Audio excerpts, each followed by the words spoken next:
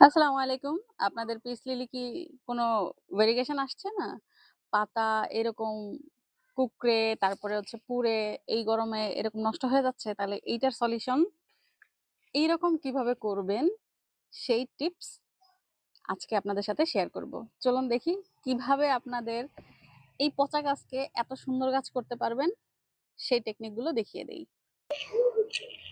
আমরা আমাদের পোথোসের যে নরমাল মিডিয়াটা আছে এই মিডিয়াটা নেব।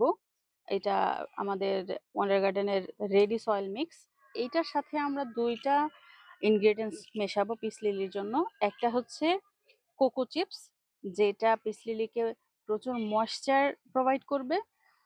আরেকটা হচ্ছে ন্যাচারাল মাটি আর একটু ধানের চিটা মিক্সড করা আমাদের যে আউটডোরের যে মিডিয়াটা থাকে সেইটা, এটা মিক্সড করব এটার সাথে। আমরা ৬ ইঞ্চি ২ টব নিয়ে নিচ্ছি। আপনারা চাইলে কোকো চিপস গুলো আর একটু ছোট করে নিতে পারেন, বাট আমি এই সাইজেরই দিচ্ছি। এই পরিমাণে কোকো চিপস বা চাইলে আর একটু বাড়িয়ে দিতে পারেন। কোকো চিপস হচ্ছে যে পরিমাণ পানি হোল্ড করে রাখবে সেটা রুট রট হতে আপনার গাছকে বাঁচাবে আর প্রচুর পরিমাণে ময়েশ্চার দেবে।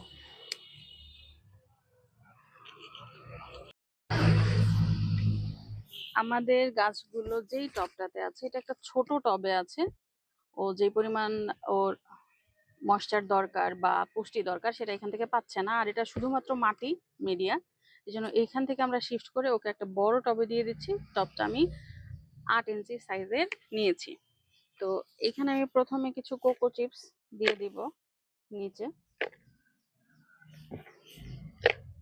এরপরে কিছু মিডিয়া দিব এখানে, তারপরে কিছু অসমোকোট দিয়ে দিব। এটা অপশনাল। আপনারা অসমোকোট দিতে না চাইলে, যদি আপনাদের কাছে এটা বেশি কস্টলি মনে হয়, সেক্ষেত্রে আপনারা ভার্মি কম্পোস্ট অথবা গোবর সার ২-৩ মুঠ আলাদা করে মিডিয়া বানানো বাদে আলাদা করে এখানে দিয়ে দিতে পারেন, তাহলে ফ্লাওয়ারিং ভালো হবে। আমরা এটা টপ থেকে বের করে নেব। রুট দেখুন, ও অলরেডি কম্প্যাক্ট হয়ে গেছে।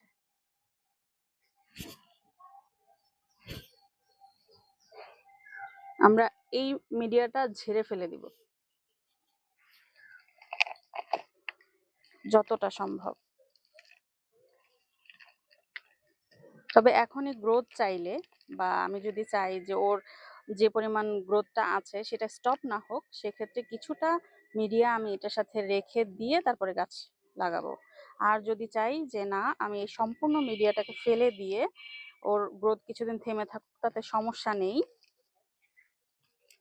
তাহলে পুরো মিডিয়াটা ক্লিন করে পানি দিয়ে ধুয়ে বসাতে পারেন। আমি একটু মিডিয়া রেখে দিলাম, রেখে এইভাবে ওর রুট একটু ধরবো না, কারণ এখন হচ্ছে গ্রোয়িং সিজন। এইখানেই আর একটু উপরে মিডিয়া দিয়ে এখানে বসিয়ে দেব।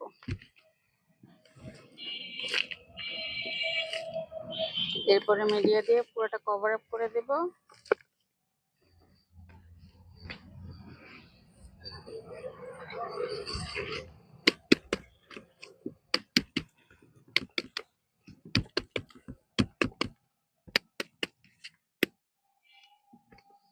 এই তো আমাদের পুরো রিপোর্টিং ডান।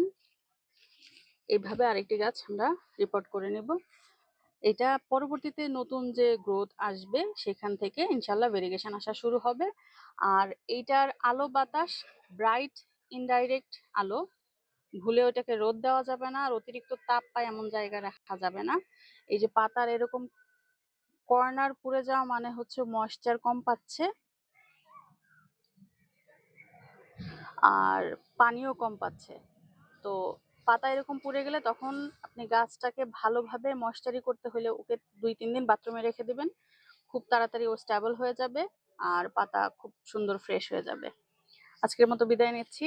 টাটা।